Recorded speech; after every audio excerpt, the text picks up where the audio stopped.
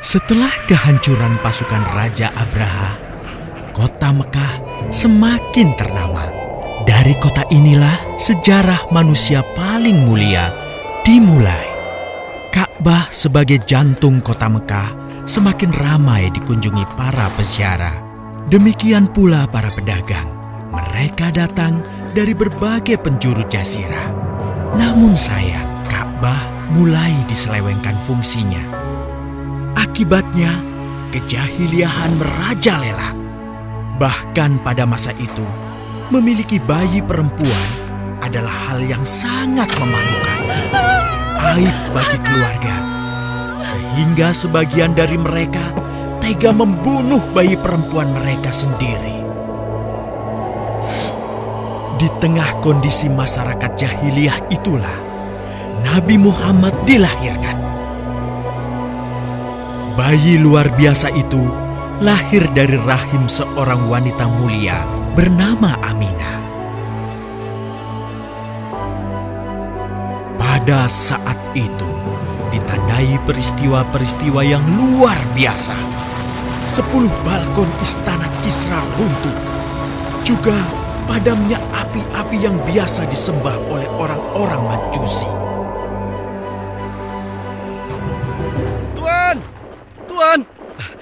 Tuan Abdul Muthalib, ada kabar gembira. Kabar gembira? Kabar gembira? Kabar gembira apa? Tuan, cucu Anda telah lahir. Benarkah? Laki-laki atau perempuan? Laki-laki, Tuan. Subhanallah, Alhamdulillah, Allahu Akbar. Kalau begitu aku ingin segera melihatnya. Mari, Tuan. Setelah mendengar itu, Abdul Muthalib bergegas menuju ke rumah Aminah.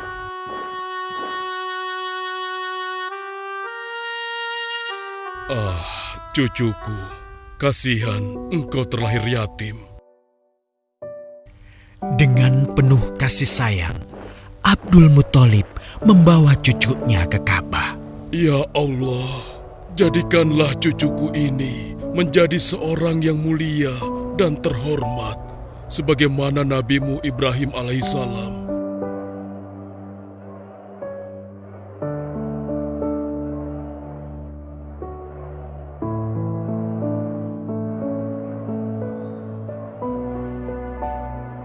Siapa namanya, Ayah?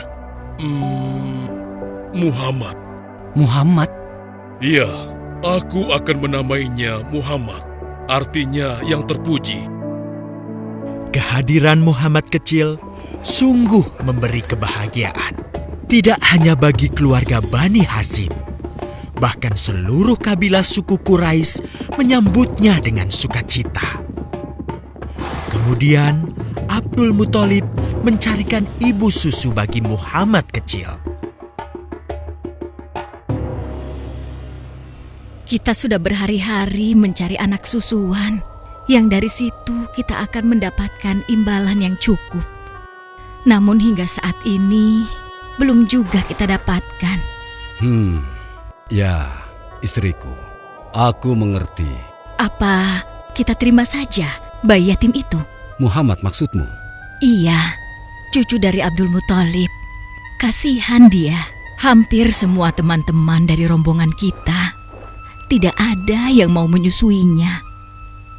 Karena tidak ada harapan untuk mendapatkan imbalannya dari ayah bayi itu. Betul juga engkau, istriku. Kasihan anak itu. Aku mendukungmu jika engkau susui dia.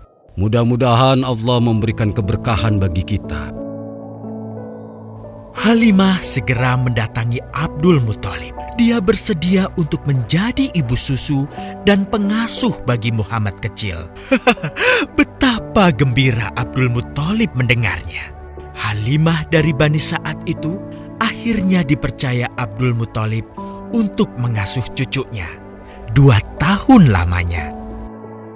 Ayo istriku, kita berangkat sekarang. Sebentar lagi suamiku. Insya Allah kita berangkat sampai anak ini kenyang. Kalau begitu, aku lanjutkan berkemas-kemas dahulu. Hah? Ada apa suamiku? Lihat, unta dan keledai kita. Mereka demikian sehat, tidak seperti sebelumnya. Subhanallah. Betul suamiku, tidak seperti kemarin. Demi Allah, kau tidak salah memilih istriku. Kau telah mengambil anak yang dipenuhi dengan barokah. Allah melimpahkan keberkahan atas Halimah dan suaminya. Mereka pulang ke kampung Bani Sa'ad dengan penuh rasa syukur. 2 tahun berlalu sudah. Tugas Halimatus Sya'diyah sesungguhnya telah usai. Saatnya Muhammad kecil harus dikembalikan kepada ibunya. Terima kasih Halimah. Engkau telah merawat anakku dengan baik selama 2 tahun. Tidak ada yang bisa kuberikan, kecuali aku berdoa. Semoga Allah memberkahi engkau dan keluargamu. Amin. Saya juga bersyukur diberikan kepercayaan dan kesempatan merawat anakmu, wahai Ibu Aminah. Namun, begini Bu, mohon maaf. Kalau boleh, izinkan aku merawat Muhammad lebih lama lagi. Aku masih sangat sayang padanya. Baiklah, kalau begitu aku setuju dengan usulmu. Bawa dan rawatlah Muhammad sebagaimana dia anakmu sendiri. Terima kasih Ibu, terima kasih.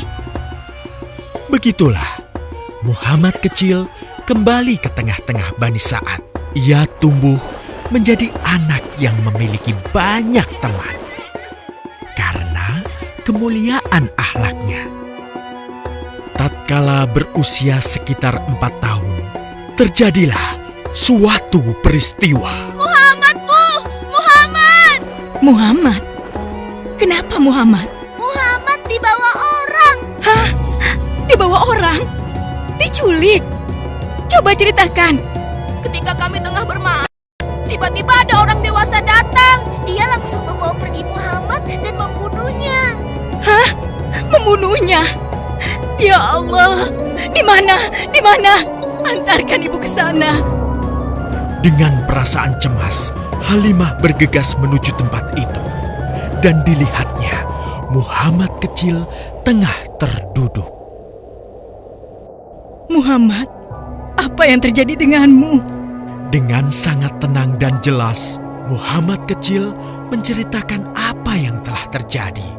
Bahwa seseorang telah membelah dadanya, mengambil hatinya, kemudian mencucinya dan mengembalikannya lagi ke tempatnya semula. Maka sesungguhnya yang datang itu adalah malaikat Jibril.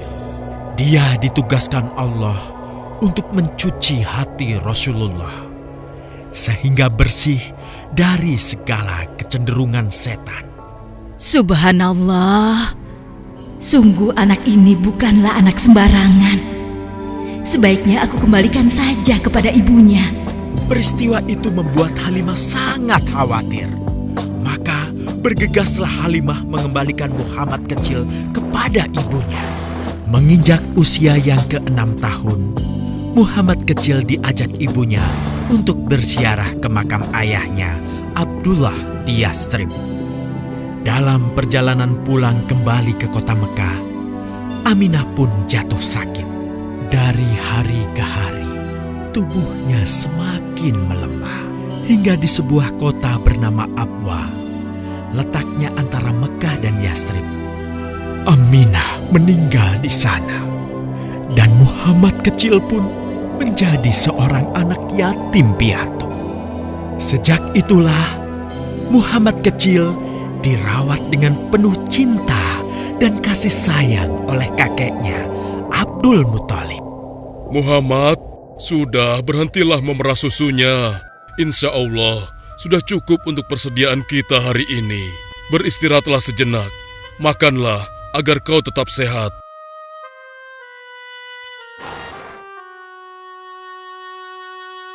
Ya Allah, betapa mulia akhlak cucuku ini. Namun, kasih sayang Abdul Muthalib tidak berlangsung lama. Saat usia Muhammad 8 tahun, Abdul Muthalib kakeknya yang sangat menyayanginya itu meninggal dunia. Kemudian, pengasuhan atas Muhammad pun beralih ke pamannya, Abu Thalib. Muhammad kecil tahu betul betapa sayangnya pamannya kepadanya. Di mana Muhammad? Ia tengah mengembalakan kambing milik salah seorang penduduk Mekah, suamiku. Sejak kapan dia keluar rumah? Sekitar waktu subuh tadi. Subhanallah, betapa baiknya akhlak keponakanku ini. Ya Allah, maafkan ketidakmampuanku mencukupi kebutuhan keponakanku. Sayangi dan berkahilah dia. Jadikanlah dia orang yang mulia di antara manusia. Hingga saat usia Muhammad menginjak 12 tahun, pamannya Abu Thalib mengajaknya berdagang ke Syam. Sampailah mereka di satu daerah bernama Busra. Saat mereka beristirahat, datanglah seorang pendeta menghampiri. Wahai saudaraku, selamat datang di Busra. Tampaknya kalian bukan orang sini. Dari manakah kalian berasal? Terima kasih saudaraku. Kami datang dari Mekah. Lalu, siapakah gerangan anak ini? Ini adalah keponakanku. Muhammad namanya. Apakah engkau bertanggung jawab atasnya, Tuan? Ya, Kemana ayahnya? ayahnya sudah meninggal sejak ia masih dalam kandungan. Oh, apakah kini dia yatim piatu? Benar, Aku sungguh beruntung bertemu dengannya. beruntung. Beruntung apa? Sungguh, keponakanmu ini adalah orang yang sangat istimewa. Oh ya? Ya, dia adalah seorang nabi, Hmm? seorang utusan Allah. Bagaimana kau tahu hal itu? Aku tahu karena aku seorang pendeta. Dan berita kedatangan dia sebagai seorang utusan Allah sudah disampaikan di dalam Injil. Bahkan aku pun bisa mengetahuinya dari cincin kenabian yang berada di bagian bawah tulang rawan bahunya yang menyerupai buah apel sebagai tanda kenabiannya. Begitulah pendeta bernama Bahira menyampaikan kepada Abu Thalib perihal kenabian Muhammad. Ia berpesan agar menjaga baik-baik keponakannya itu, karena Muhammad kelak di suatu saat nanti akan menghadapi banyak gangguan dan rintangan. Istriku, Muhammad sudah berusia 25 tahun. Aku pikir sudah saatnya dia untuk menikah. Betul, suamiku. Namun, dengan siapakah dia akan kita jodohkan? Kemarin Khadijah mengirimkan utusannya dan menyatakan keinginan Khadijah untuk menjadikan Muhammad sebagai suaminya. Hah? Khadijah? Khadijah yang mulia itu? Betul istriku, Khadijah yang selama ini mempercayakan barang perniagaannya kepada Muhammad. Kenapa dia memilih Muhammad? Ya, Khadijah mengagumi kejujuran dan kebaikan akhlak Muhammad. Menurutmu sendiri bagaimana? Aku pikir Khadijah adalah wanita terbaik bagi Muhammad. Kita akan melamarnya. Tepat di usia 25 tahun, Nabi Muhammad menikahi Khadijah yang berusia 40 tahun. Dari pernikahan itu, mereka dikaruniai Allah 6 orang anak. 2 laki-laki adalah Al-Qasim dan Abdullah. Sedangkan putrinya adalah Zainab, Ruqayyah, Ummu Kulsum, dan Fatimah. Namun, kedua putranya itu telah meninggal semenjak mereka kecil.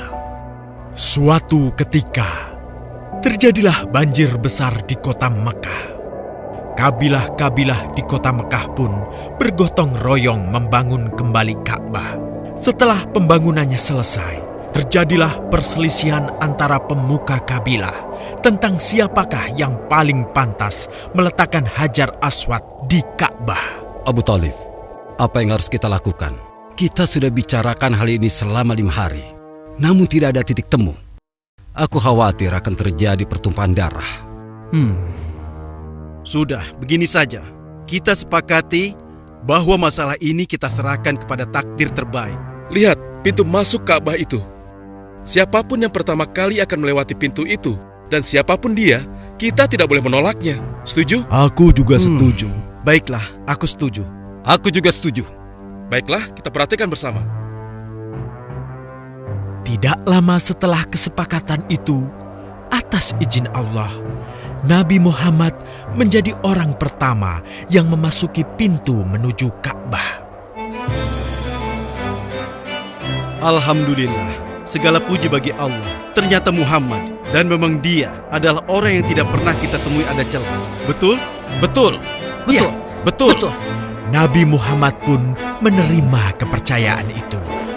Dengan kebijaksanaannya, Nabi Muhammad meminta sehelai kain, lalu meletakkan Hajar Aswad di atasnya.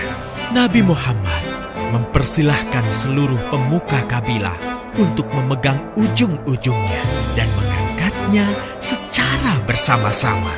Setelah sampai pada sudut Ka'bah, giliran Nabi Muhammad meletakkan Hajar Aswad di tempatnya semula.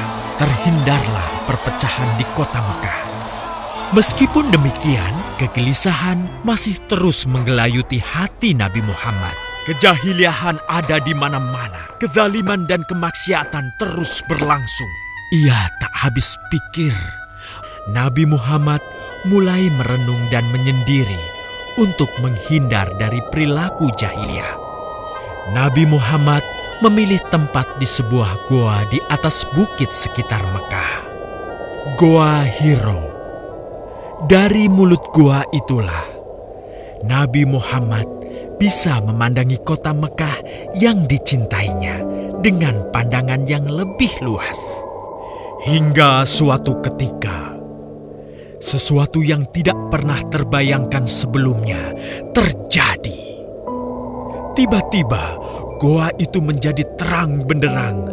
Kemanapun arah mata melihat, di sanalah cahaya itu ada. Itulah malaikat Jibril. Jibril berkata, "Bacalah." Dengan gemetar, Nabi Muhammad berkata, "Aku tidak bisa membaca." Malaikat Jibril lantas merangkul Nabi Muhammad SAW dengan kuat hingga nafas beliau sesak.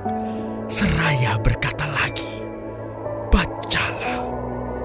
Sampai akhirnya malaikat Jibril membantunya setelah merangkulnya dan menyuruhnya membaca hingga 3 kali.